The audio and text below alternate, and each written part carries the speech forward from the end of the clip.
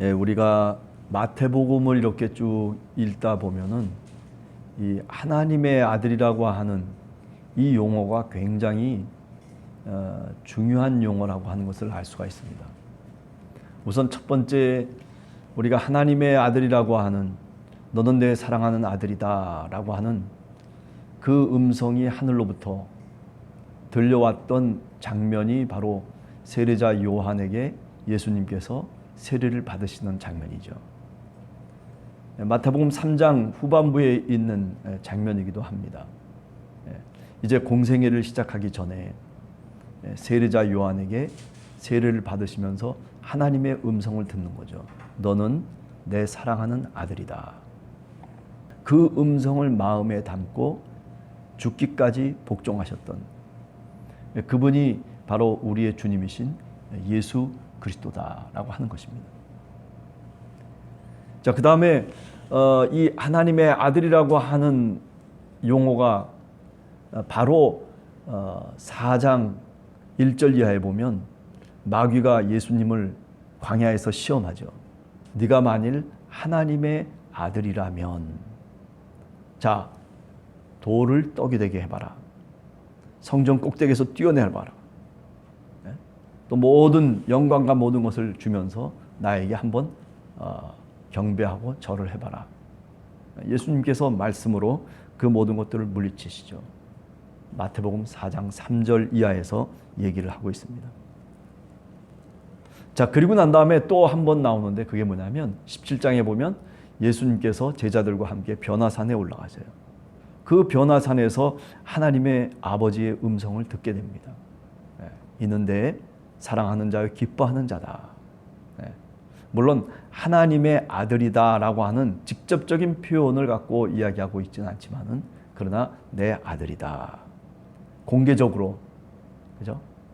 제자들 앞에서 말하자면 하나님의 아들이신 것을 하늘 아버지께서 음성을 통해서 말씀해 주시죠.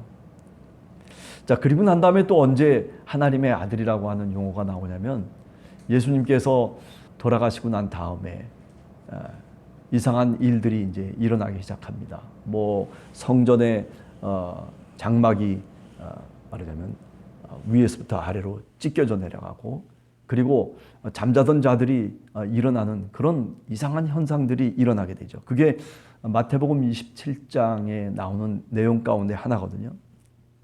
그래서 54절 같은 데 보면은 예수님이 돌아가신 장면을 지키고 또 돌보고 그리고 그것을 끝까지 목격했던 로마의 백부장 그리고 그 예수님의 사건을 지켜보면서 같이 함께 했던 사람들이 뭐라고 고백하냐면 바로 이 사람이 하나님의 아들이셨도다. 27장 54절의 내용이기도 합니다. 자, 이렇게 중요한 순간마다 마태복음은 뭘 얘기하냐면 하나님의 아들이 바로 예수 그리스도라고 하는 것을 마태복음은 계속 읽는 사람들에게 분명하게 말씀하고 있다는 사실입니다. 오늘 이 귀신 들린 거라사 사람 누구도 말릴 수 없었어요. 그죠? 무덤에서 살고 그리고 소리를 지르고 뭐 지나가는 사람들을 지나가지 못하게 만들고 그런데 여기도 보면 29절에 뭐라고 얘기합니까? 그들이 소리질러 이르되 귀신의 떼들이 소리를 지르면서 말하기를 하나님의 아들이요 라고 얘기하는 거죠. 자, 마태복음에서는 그래요. 누구도 어떤 사람을 통해서 하나님의 아들이라고 하는 그런 중요한 고백을 사람들에게 맡기질 않습니다. 심지어는 우리가 잘 아는 마태복음 16장 16절에 그죠? 여러분들 잘 아시는 신앙 고백 나오잖아요. 베드로의 신앙 고백. 거기 보면 주는 그리스도시요 살아계신 하나님의 아들이십니다라고 그렇게 고백을 해요. 그런데 그 다음이 중요해요. 그 다음에 예수님께서 그 말씀, 그 고백을 듣고 난 다음에 뭐라고 얘기합니까? 바요나 시몬아 내가 복이 있도다. 복이 있어요, 분명히. 그렇게 말로 고백했다는 것 자체가. 그러나 그 고백이 네 스스로 나온 것이 아니라 하나님 아버지께서 그렇게 하셨다는 거예요. 하나님 아버지가 베드로의 입을 통해서 하나님의 아들이라고 하는 것을 고백하도록 하셨다는 거죠. 그러니까 이런 내용들을 가만히 종합해 보면 누군가를 통해서 진정 어린 고백을 들은 적이 없다는 거죠. 그러니까 그만큼 예수 그리스도는 외로이 홀로 쓸쓸히 어쩌면 십자가의 길을, 그 하나님의 뜻을 이루는 그 길을 가셨던 분이라고 그렇게 마태복음은 우리들에게 말씀하고 있는 겁니다. 그래서 예수님께서는 그런 얘기를 하셨어요.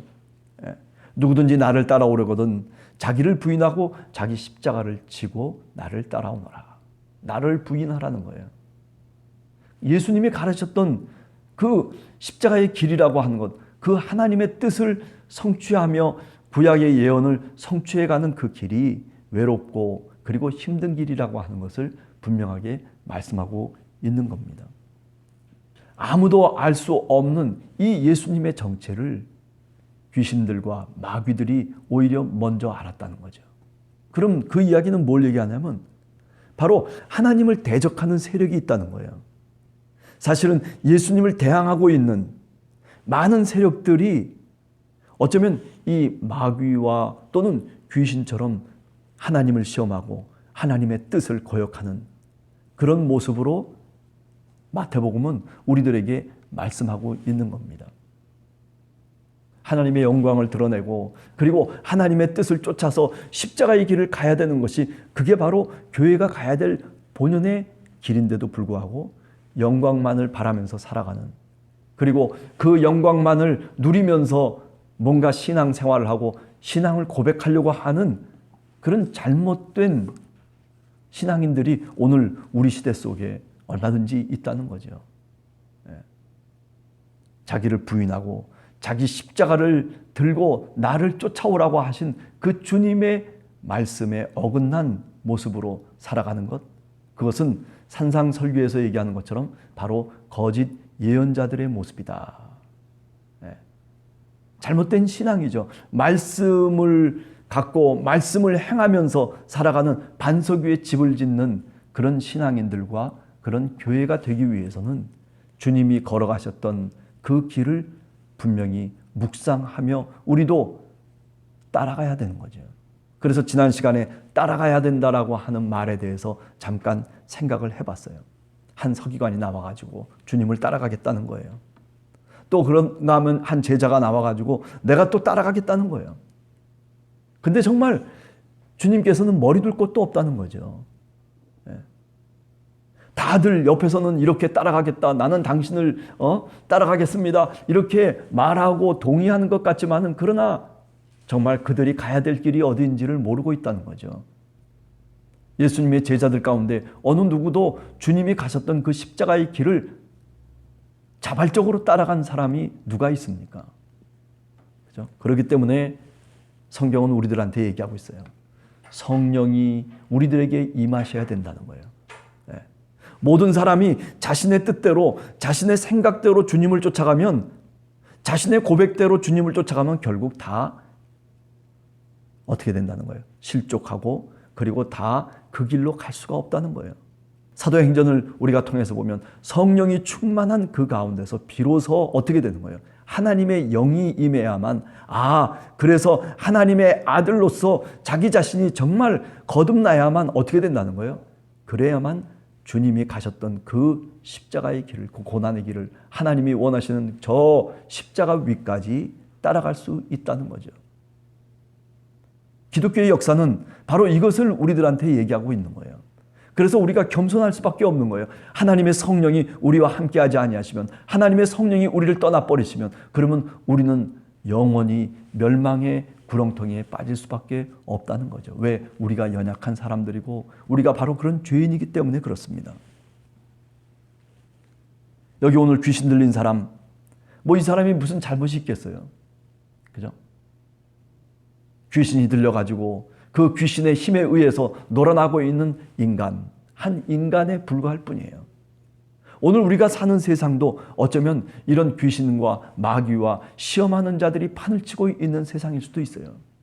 아니 오히려 그들이 선을 얘기하고 그들이 야 하나님의 아들이라고 그렇게 외쳐대는, 야 교회는 이래야 된다고, 교회는 저래야 된다라고 그렇게 오히려 저 돌들이 말하는 것처럼 그렇게 우리들을 향해서 이야기하고 있을 수도 있다는 사실입니다. 오늘 이 새벽에 우리는 과연 어떤 소리를 들으며 어떤 음성을 들으며 오늘 또 신앙인으로 하나님의 자녀로 살아가고 있는지를 우리 자신이 질문하게 됩니다. 자, 그러면서 오늘 중풍병자의 이야기를 읽었습니다. 중풍병자. 뭐 믿음이 있는 사람이었는지 아니면 믿음이 없는 사람인지 우리가 알 수가 없어요. 그러나 분명한 것은 뭐냐면 예수님께서 그 중풍병자를 메고 왔던 사람들이 있었어요. 우리가 마가복음 2장에서 보면 그 사람들이 이 중풍병자의 친구라고 얘기하고 있어요. 그 사람들이 중풍병자를 침상에 누인 채로 예수님께 데리고 나옵니다. 우리가 마가복음에 보면 지붕을 뚫어가지고 그래가지고 끈을 매달아서 예수님 앞에 내려놓습니다만, 그러나 마태복음은 그런 것들을 생략해버리고 뭐라고 얘기합니까? 예수께 데리고 왔다. 그런데 예수님께서 중풍병자의 믿음을 보신 게 아니에요. 그 데려온 사람들의 믿음을 보신 거예요. 참 하나님의 역사라고 하는 것은 이렇게 어떤 방식을 통해서든지 간에 주님이 역사하시고 주님이 이끌어 가신다는 거죠. 그죠?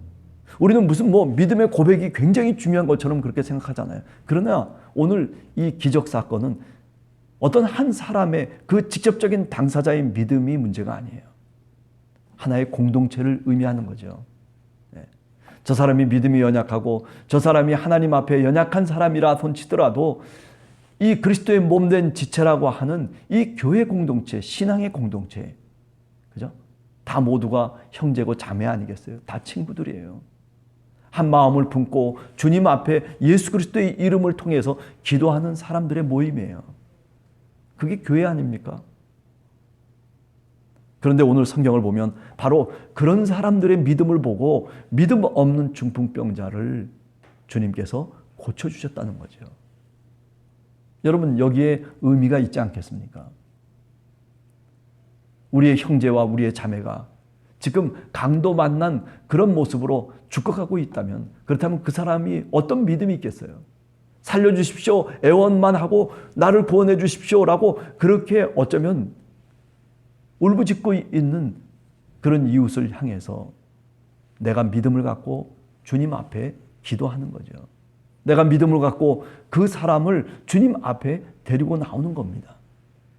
예수 그리스도께 그분을 데리고 나와서 그래서 함께 같이 동일한 은혜와 능력을 체험하려고 하는 그런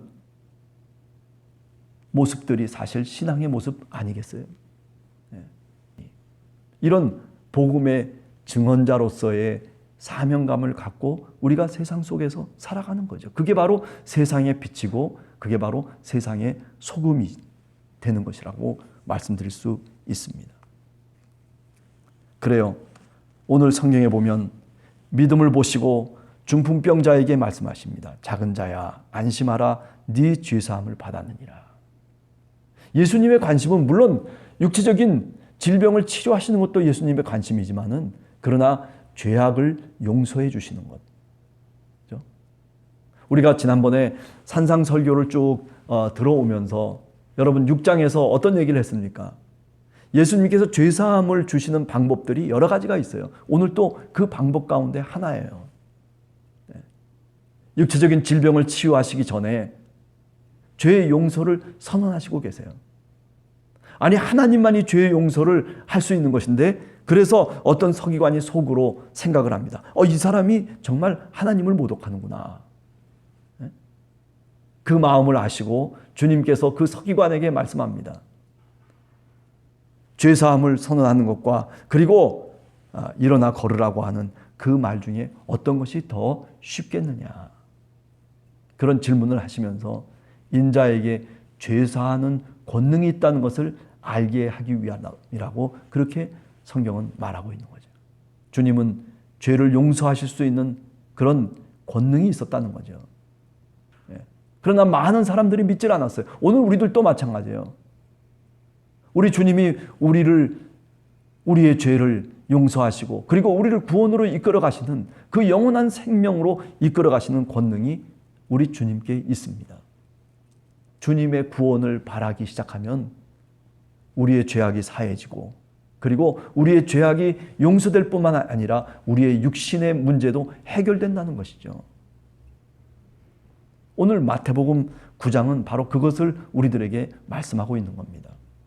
주기도문에서는 뭐라고 얘기합니까?